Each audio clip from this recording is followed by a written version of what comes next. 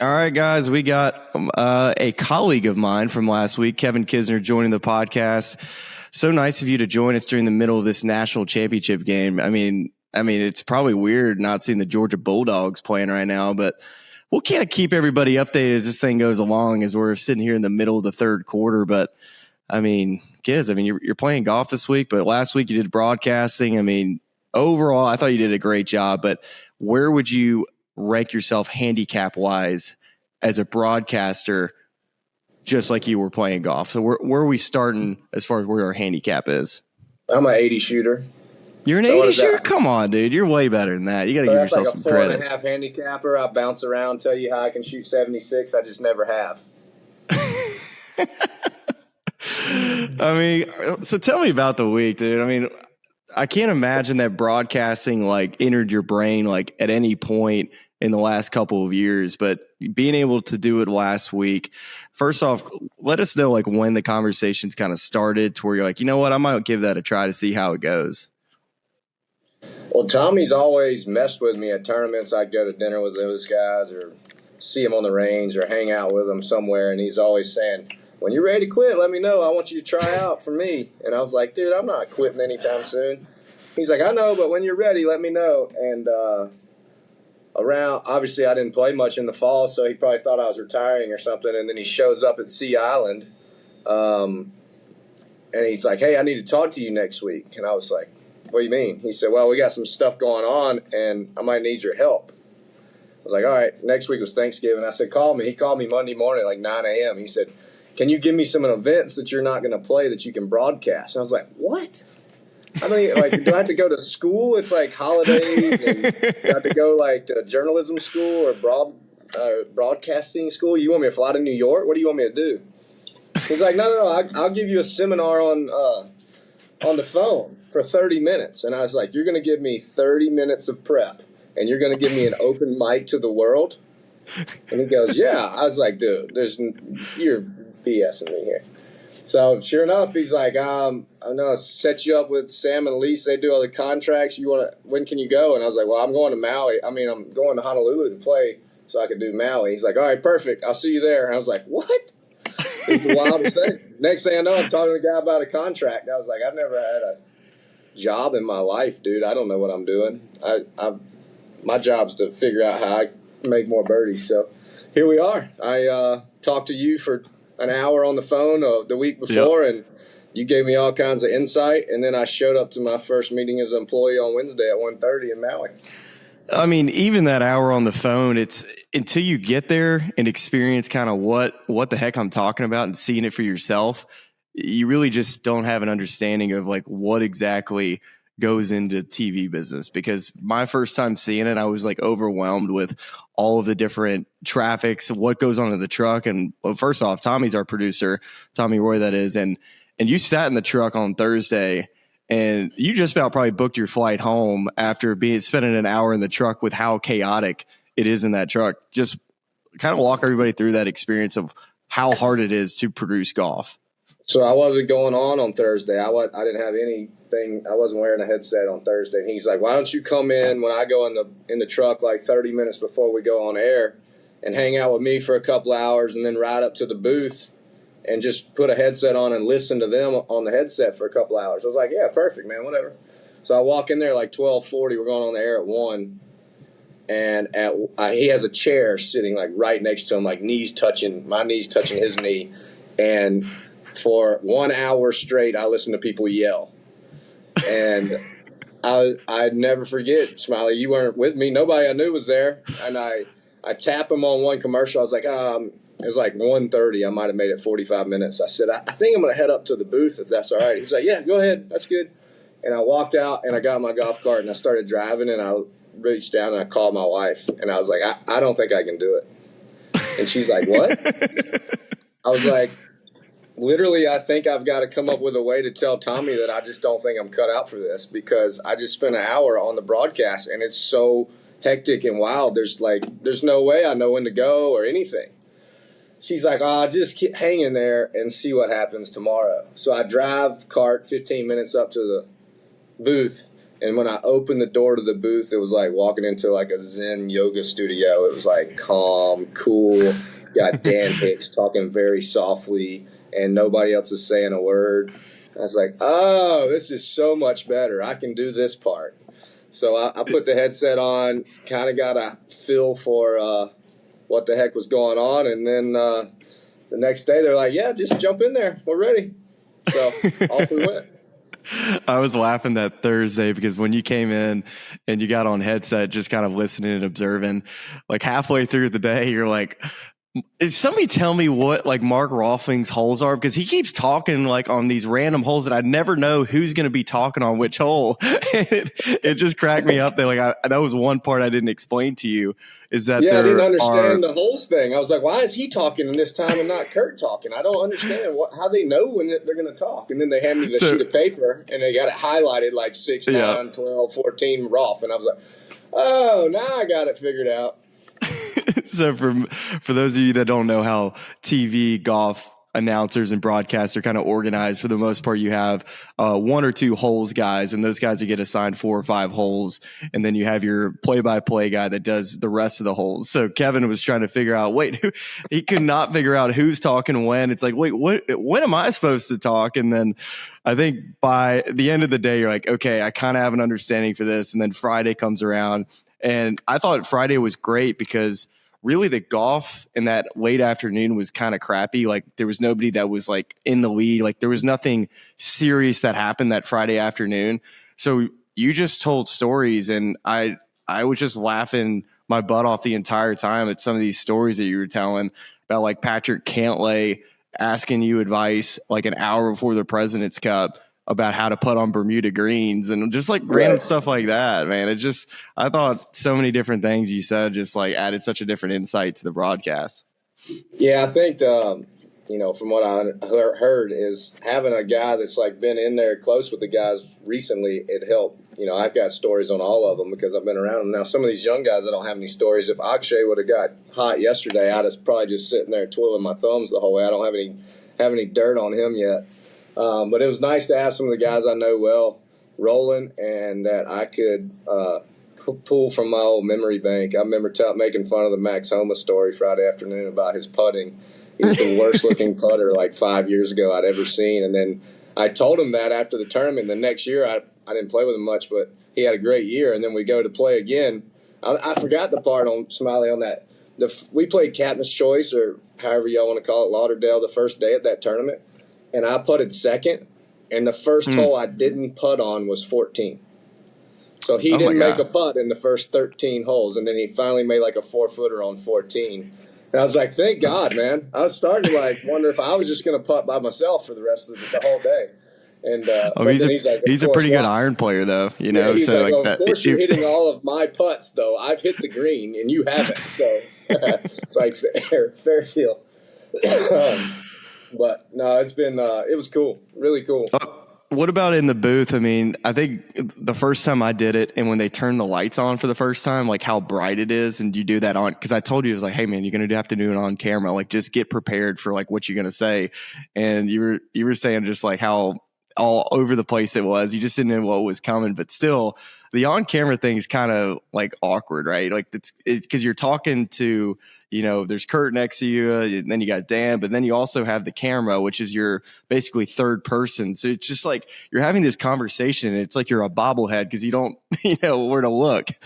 What got me is like we're lounged back in there. I'm leaned back, kind of got my feet up, talking about golf like I'm watching on my couch, and then all of a sudden you hear in your ear, all right, we're coming on camera next, and everybody jumps up real quick, gets ready, puts all their shit on, like fixes their hair. I'm like, woo, that's fast. That came out of nowhere.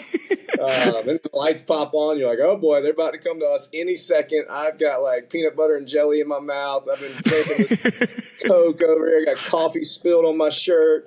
Let's go to the camera, Tommy. Sounds great. Is there anything from the week, like story-wise, that you've looked back and you're like, man, I cannot believe I forgot to say this about a certain player?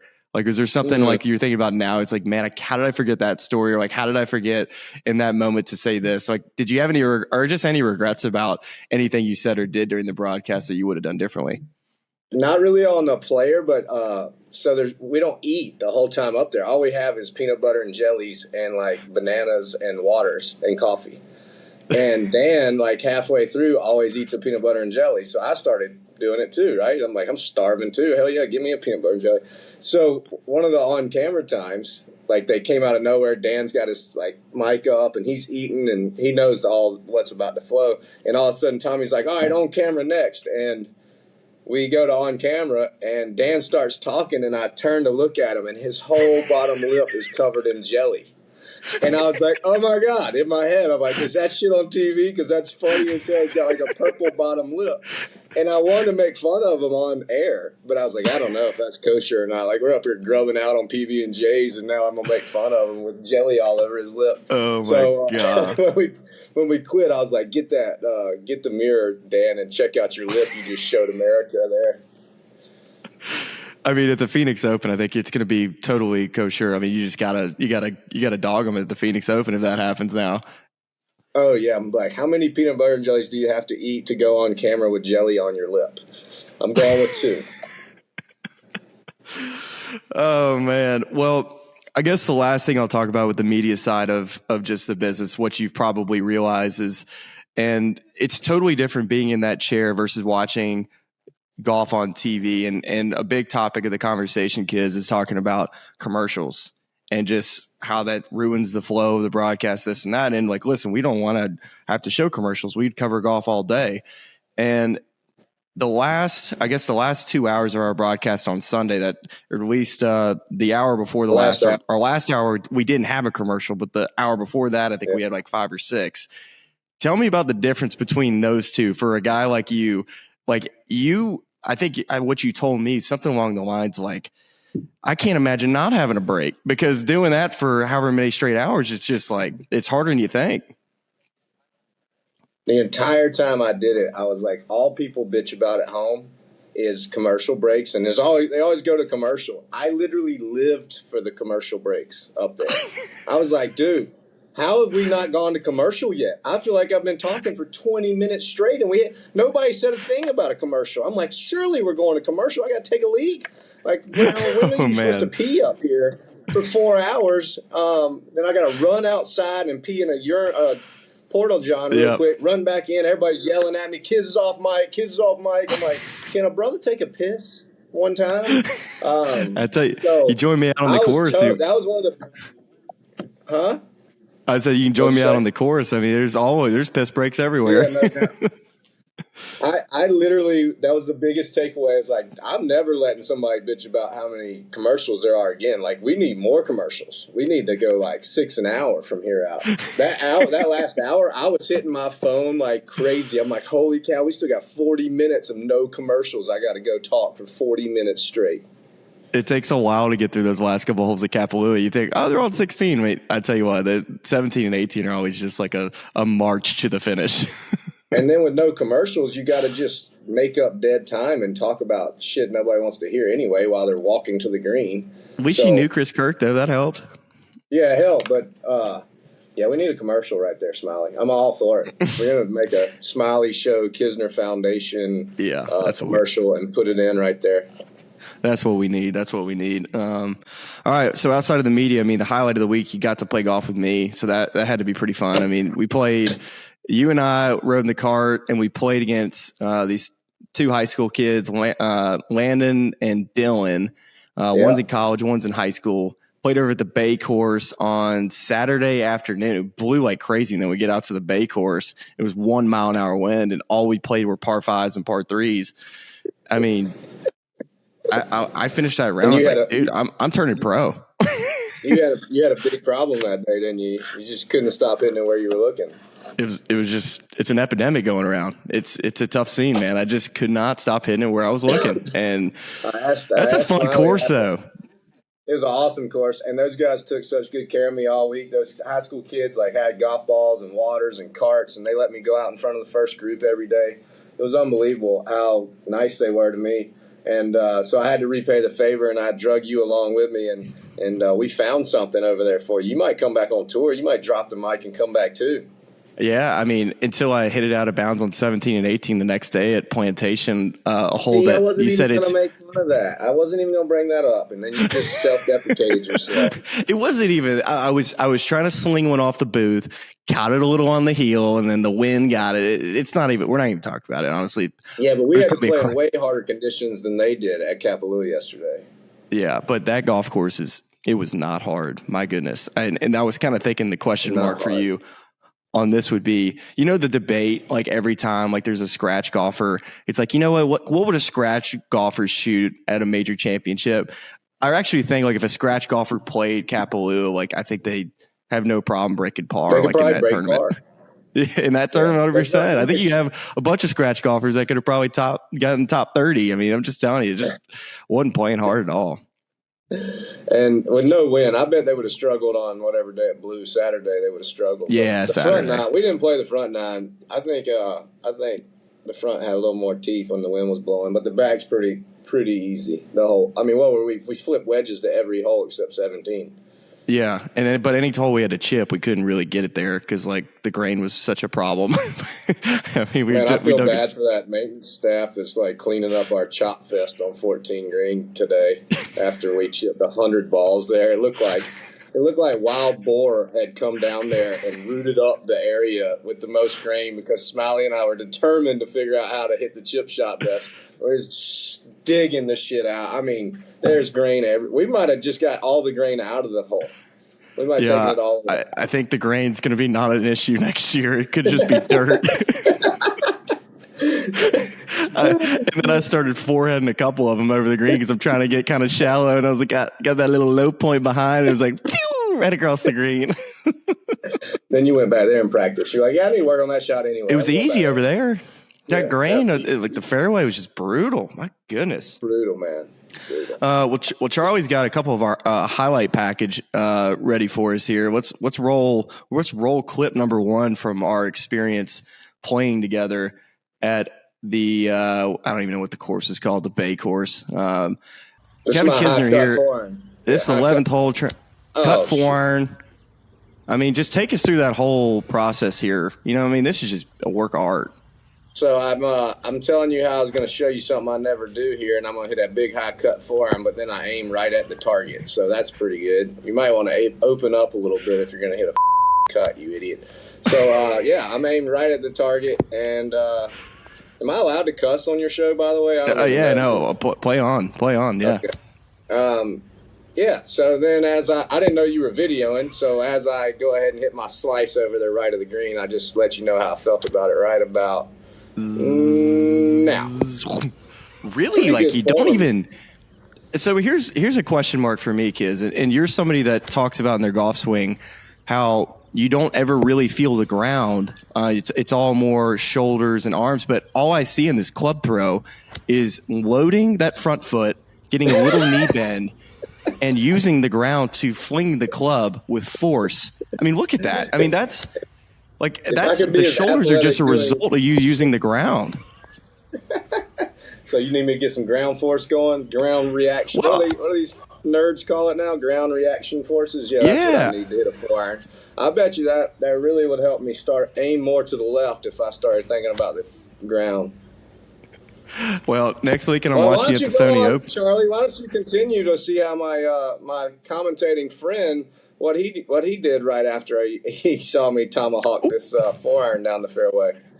Actually, video cut off, Kiss. We're not going to continue to do. Amazing how the guy that hosts the show gets to edit the video however he would like. A few moments later. Can you pull up the other video? Oh, okay. Oh, he thought my high cut was so funny he decided to chug a Pacifico.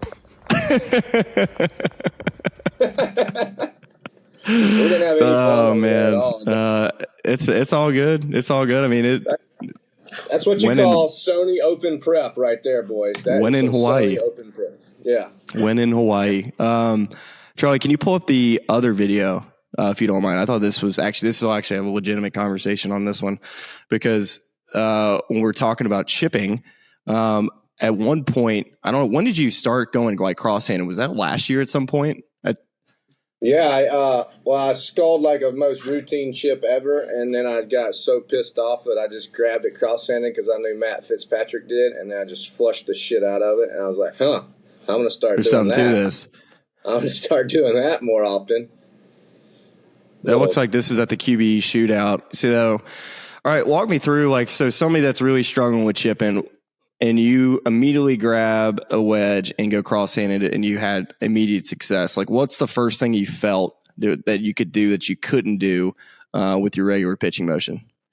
Well, I got into a bad car wreck in college, and I hit a car head on, and I bent the steering wheel, and I always had a right wrist problem. So I always felt like coming down regular-handed, I couldn't hold the angle of my right wrist, if that makes sense. Like, so you would dump it?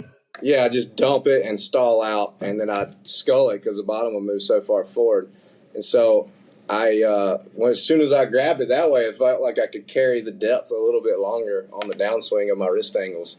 Although I kind of durfed that one right there, but it hit the flag. I remember this shot right here. What hole is that? I couldn't figure it out. It was the drivable par 4, and I was playing with Stricker, and he hit it right there. And you know how good he chips. And we played $100 hole outs, and then I got hosed right there. And he hit some Ned chip right before it to like 4 feet. And then I was like, that was terrible, Strick. Watch this. I'm going to do it cross-handed because I don't think he knew I chipped cross-handed yet. And I said, I'll even beat you cross-handed. And then it almost went in. Damn. I mean, honestly, it probably should have gone in. All right, you can cut that off, Joe. I probably finally cut Max Homa's shot right there, but it didn't happen. So just like the rest of your game, and we just saw the chipping. You said you were struggling with that. Cross-handed seems to be doing some good stuff. Kind of like rest of your game, like whole career, like if you put it in a nutshell as far as just your ball striking, putting, everything, like did you ever have periods of struggle with your ball striking, like beginning of your pro career? Like have you gone through like ups and downs with all this, or have you always been fairly consistent? No, I've been a roller coaster my whole career. I had a good run there, like 15 to 20 basically, where I hit it pretty good, but I was just this is my 300th start this week at the Sony Open, and it was my first start on tour. And I was just talking to my wife Brittany. We stayed in the worst hotel in Waikiki when we flew over here. It was like awful, right? It was the only one we could afford. Mm-hmm. And then I shot like 16 over par for 2 days. The cut's like 3 under. Yeah. And my mom's a huge like walk the course and like keep stats on the card at like a junior golf mom. And so she always wore golf shoes to walk the course. And I remember my wife like wore golf shoes too, trying to be like impress my mom. And I shoot 16 over. We get back to the hotel. I'm like, I can't play the PGA Tour. I suck. And my wife's like, well, I can't walk the course with your mom in golf shoes because look at these blisters on my feet. And so we sat in our shitty hotel room here, 14 years ago, and like watched the AC drip mold on us and decided that the PGA Tour just probably wasn't in our future. And here we are 300 starts later. Wow. How about that? So, like you said, ball striking wise, 15 to 20 is when you're probably the most consistent. So before that, like when did you start seeing John Tillery? Was that before 15? Would that have been? Yeah, I went to him like in the fall of 13. So fall of 13. So before that, so you turned pro in what year, Kiz? I turned pro in 07. So 07. Years, so 2 years mini tour. Then I went to the web.com, and then I got my card that year. So would you say from 2007 to 2013, before you saw Tillery, were you just kind of an inconsistent ball striker? What would you describe like? I just never was a ball striking nerd. That's all we ever did was chip and putt and go play. So I never really thought about how to hit a golf ball. If I was hitting it really bad, I went and took an hour lesson from the club pro. You know what I mean? And then he'd be like, "Yeah, you aim to the right," or whatever you want to say. Then just simple stuff, right? Yeah, and then I played the mini tours like that. I didn't have any lessons, and we played such like munis on the mini tours. Sorry, Michigan's. Oh, he dropped it. Sorry. We played munis, and the golf balls on the range were so shitty, nobody hit range balls, so you just played and putted on the putting green, and that's all we did. And I made a bunch of money and played good on the mini tours. And then I got on the web.com and started noticing guys hit it better than me, but I was just meaner and a bulldog and kind of figured out how to play. And then when I got on tour and I shot me a little 16 Ove ski over here at the Sony Open, and I watched like guys lacing 4 irons on the range, I was like, holy shit, I just hope to hit the center of the face like 1 out of 10. These guys are hitting it every time. I started to realize I might need to start figuring out how to hit a golf ball. Yeah, and so when you saw Tillery for the first time, I mean, I think he's very good at articulating to their players, just like learning the information that he teaches. And I take that kind of came out for you on the broadcast to me. I really feel like you can look at a swing, whether it's yours or somebody else's, and really understand how their body moves and how that affects the club face and just what they have to do to square the club face up. And I don't know if that felt like that was natural to you in broadcasting, but to me, that kind of came out. Well, in 10 years with Tillery, I've been working with him since 2013. I mean, he's evolved too. So we've gone from like all different theories on how best to play and best to, and bodies to arms to hands. And we've done it all. So we've tried every different pattern and studied every pattern. And also when I sucked at this year and quit, I like, nobody can figure you out like you. So I really started studying what he thought, what I thought, what made me function, what makes you function differently than me. And I just think guys, you know, too often get caught up in just because it feels this, like we have no idea how feels are. Like Smylie, I could punch you in the face and Charlie the same level of intensity, and you might cry and he might say, I didn't even feel that. So how can we tell some guy that you need to feel this on the downswing when I have no idea what you're feeling? So I think that's the hardest part about golf instruction and teaching the best players in the world, or anybody at that point. You got to figure out what makes them tick and what makes, like one of the things JT and I are now like totally on board is I have to make it has to feel good to me. It doesn't matter what it looks like. Like if I tell you I can beat somebody's ass with that, let's figure out what that is and let's go with that. And if you think it looks great and I tell you I can't walk to the first tee, then there's no point in going down that path anymore. That's a good point. And this is something you just now figured out at 39, 40 years old, which is you're 40 in a couple weeks. You know, we all go down these rabbit holes of chasing the next thing, right? Like, well, if I work on my left foot and I get my pressure on my right foot, and if I get more stable and I do this, I might really start hitting it good. And then you're thinking about your feet and your knees and your hips, and what about the club face and your arms and wind and how far I'm going to hit this ball. So it may work perfectly for you. You might play great thing about the ball of your left foot. I could give one shit about the ball of my left foot. I want to hit the middle of the face, and I want the summit to curve to the left and start to the right. So let's do that. And so what did you figure out was the change? So was there something that you were trying to do for a while that you realized he's like, I can't work with this? Like this isn't the feel. And what was the feel that you ended up finding? So I always fear a white block cut. I know you know nothing about that, but I fear the hell out of it. Like wake up in the middle of the night, like when you go to hell, all you do is feel the feel that I feel when I hit the block cut type stuff. Dude, I think we're in the same, like if you're in room 224, I'm in room 225 with you in this nightmare, man. We have like the adjoining doors. Yeah. So, I mean, anything to not make me feel a block cut feeling, I can play you. I'll play you all day if I don't have that feeling. I don't care if the ball goes dead left all day. I just don't want that feeling. Me too. And so what in my really smart redneck brain, I do to try not to hit it left is I start down by opening up my body really hard and pulling on my hands really hard and getting over the top, basically, and narrow. So that's a really good way to hit it even further to the right. And so instead of just being like, oh, I don't want to hit it to the right, I'm going to stay really patient, get my arms down there, and then I'll turn a lot later and just close the door and swing it around me. So what's been crazy is this one little flashlight drill that JT got. He had a flashlight on each end of the PVC you showed it to pipe. me. Yeah, and so he's like, here, man, put that thing on your target line, run it back down the target line. It flips up on the target line, then bring it down on the target line. And instantly I had this feeling of I was like my arms had to do so much more in the downswing, and they had to feel – I don't know if you can see this on camera, but I had to feel like I kept my wrist angles way longer to drive the flashlight down the target line. Down the target line. Yeah. So I guess what I'd do is I'd open way up and then start throwing it, trying to catch up, right? And that's no way for Kevin Kisner to play, I can promise you. Well, and I was like in a similar notion to kind of relate to that. And you kind of explained this to me as well. I was like, dude, because I explained to you, it was like, man, I kind of pull on it. And you were actually the first person to say this, like, all right, what happens when you pull on it? You're like, you open up too much. And like, right. I'm a person that's trying to get the club to go, I'm trying to get my arms in the club to get down so that I can just rotate somehow. Yes. So I can just rotate as hard as I can. But if you tell somebody that's struggling, that doesn't want to hit it right, and you tell them like, I'm trying to hit a fade.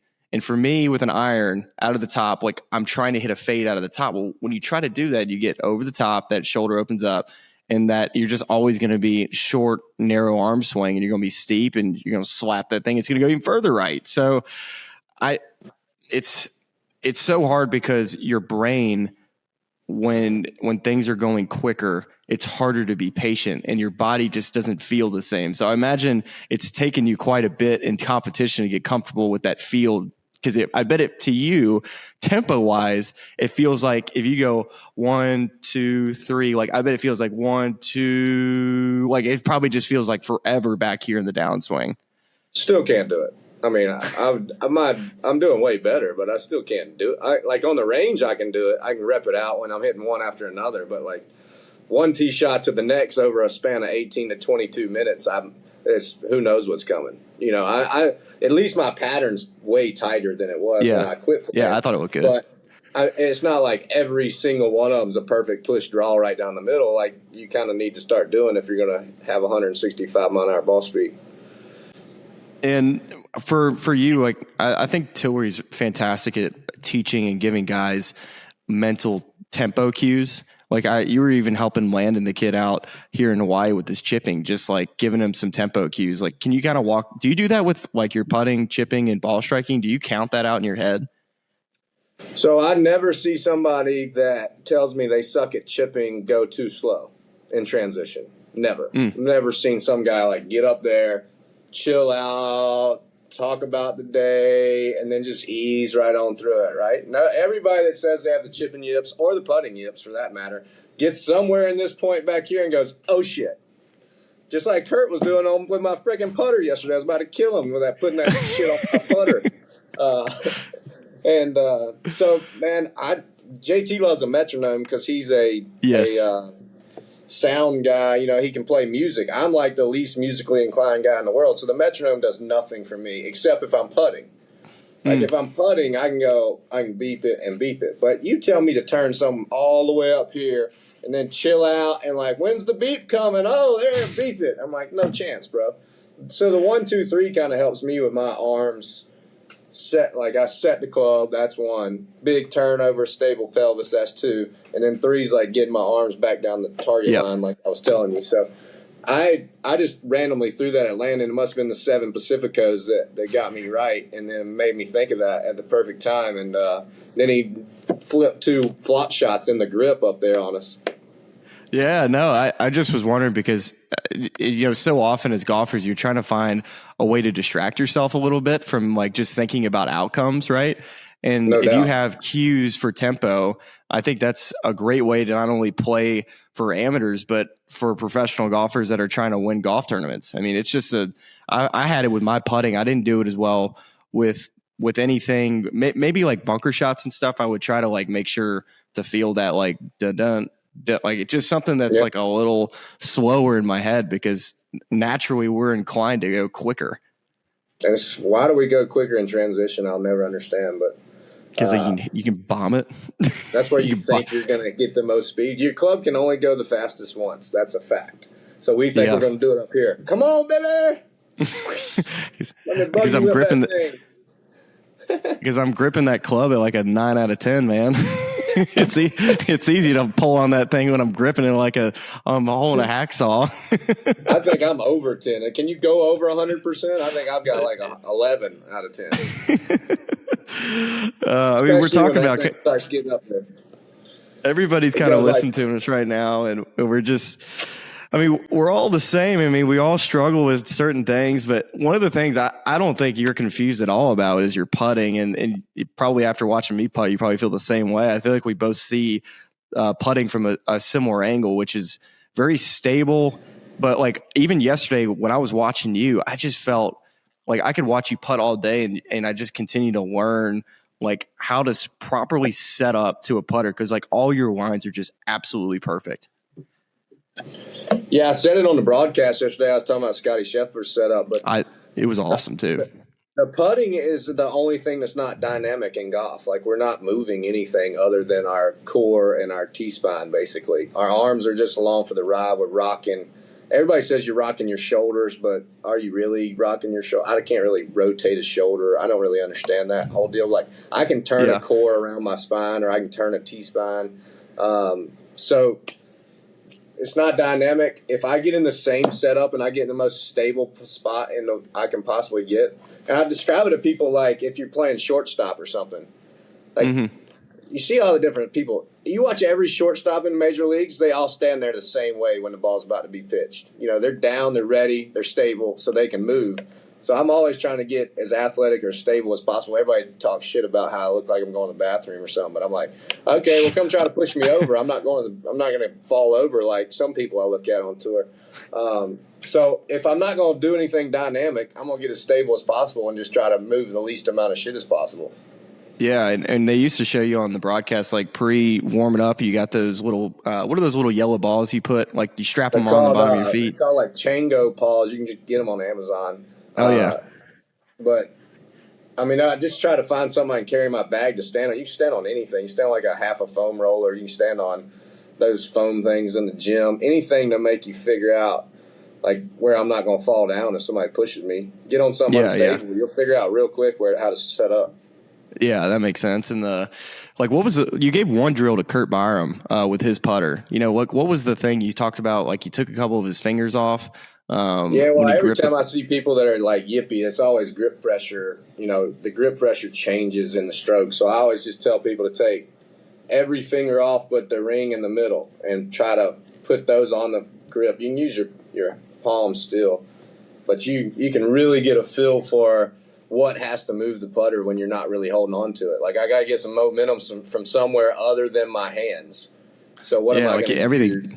Yeah, you just start feeling like your stomach and your back start doing it instead of your hands. Or you just get one of those broomstick putters. Yeah, he was trying to tell me that your speed's better with a broomstick. I just can't fathom that. We argued about it in every breakup there. Can you believe how many guys are putting with the long putter again? Yeah, I mean, it's fascinating. I probably had more of an issue definitely with the belly putter. I wasn't a fan of that because I really thought there was no skill in that. I really wasn't a fan of the arm lock putter too. Like I kind of felt like that was more just as bad as the belly putter. But for whatever reason, I don't have an issue with the broomstick as much as I do like that I did with the belly putter and the arm lock.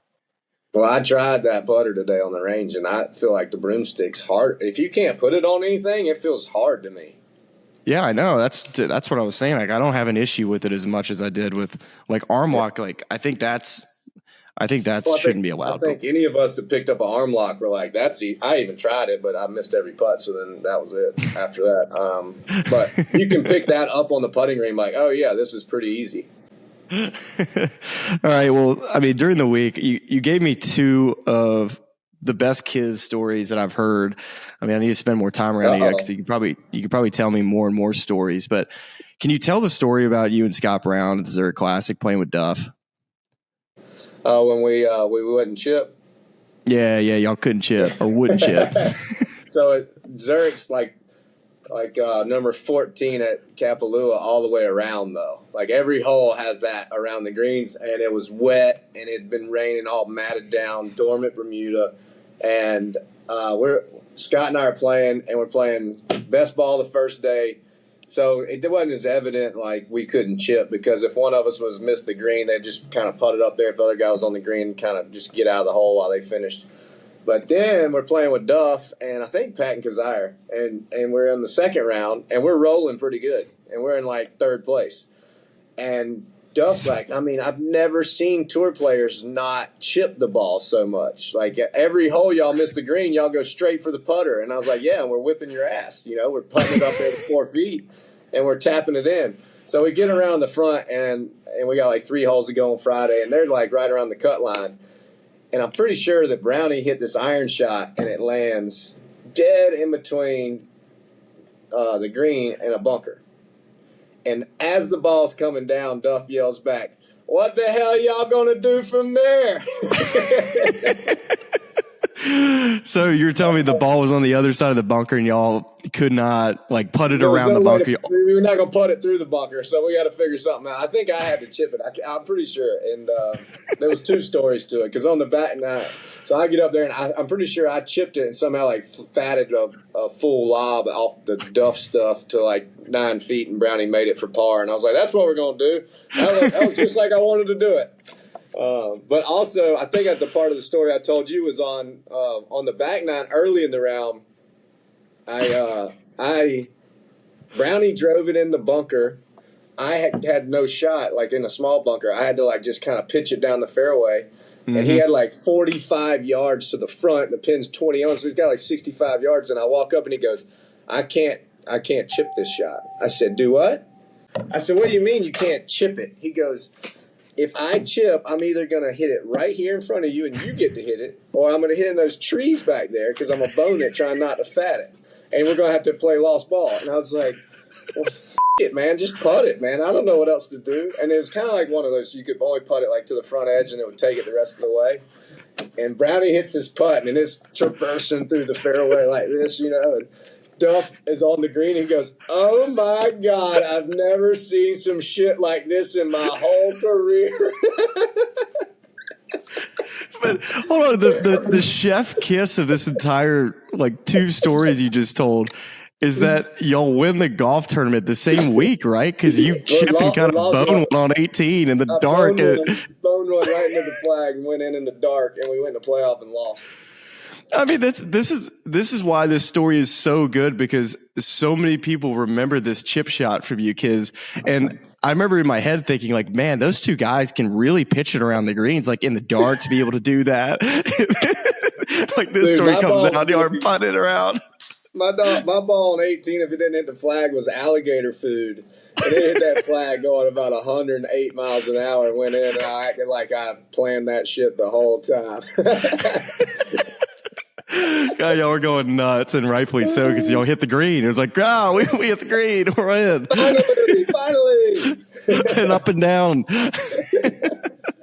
All right. So the other story, and I thought this was just like hilarious and totally like, if you know Phil, this story makes so much sense.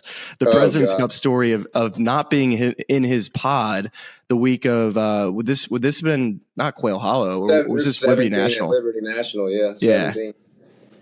Yeah, so I don't know Phil that well. I mean, other than playing a few times with him leading up. And I'm in a pod with like Chappie and Charlie Hoffman or somebody, some of my buds. And on Wednesday, Strick's like, "Hey, kids, we're switching up the pods today, and you're going to go with Phil," and I can't remember. It was like Cooch and DJ. Phil, Cooch, and DJ. That's who it was, because we played a big money match on that day, and we were just getting slaughtered out there. So you and Phil were on the same team, I assume. Phil and I played them too. We were going to play best ball in the front and alternate shot on the back. And we're going, and the whole time I'm like trying to figure out, what the hell am I doing here? Like, why am I playing? Am I not playing at all this week or something? What's going on? And so the third hole comes up, and Phil hasn't found his ball in 3 holes. Like, literally, we're yelling for snap hooks, high yaws. And I'm like, geez, man, he's playing bad. I hadn't seen him play all week. And then Strick rides up, and he's like, "Hey, kids, you're going to go in our anchor match with Phil, alternate shot tomorrow. Y'all going to play Jay Day and Mark Leishman."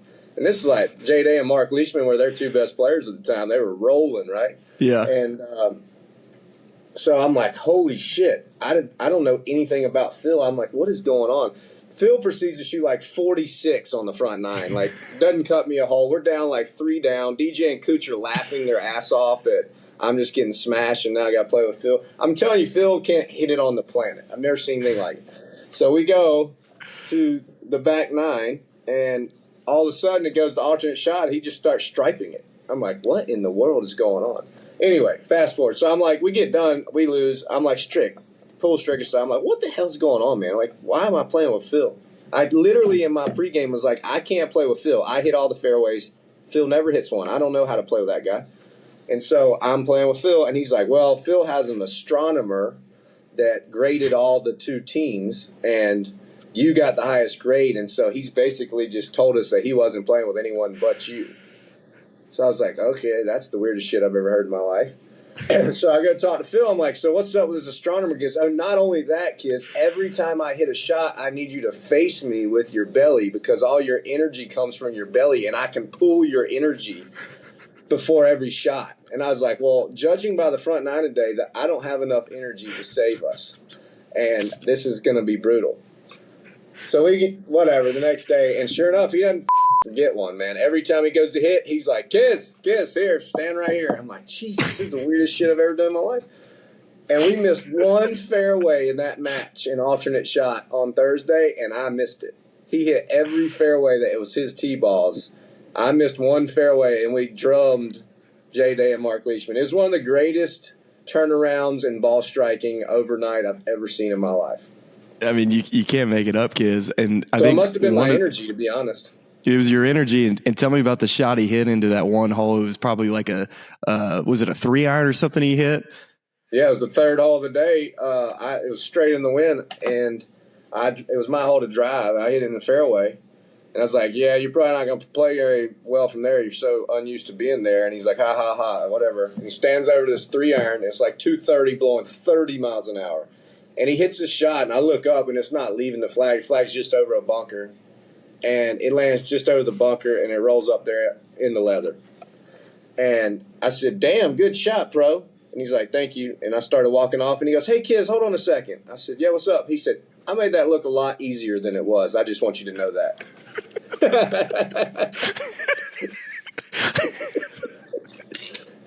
I mean, you just can't make it up, man. I mean, you cannot make it up. Once you spend some time around Phil, I mean, he just got those one-liners, man. After he does something special like that, it's just the best. My God, I mean, I don't think of any other way. Like, kids, I got nothing else, man. Like, this was.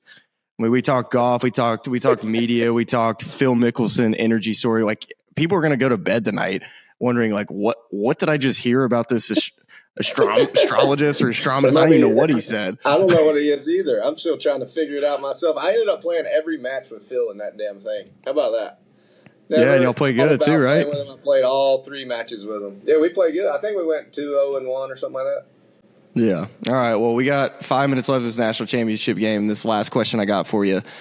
We talked about going to Augusta National this year, or at least I'll be in town, and I know you're not too far away in Aiken, and you live out at Palmetto Golf Club, and somebody told me that the beer prices like during the year are like $1, but like Augusta National Week they really hike it up to $2.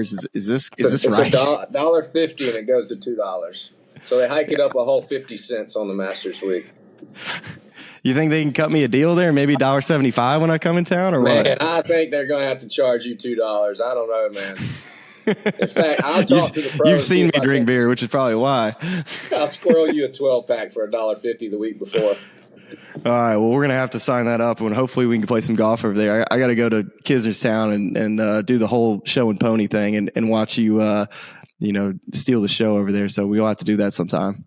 I'll parade you around like one of my kids, dog. Bring it on.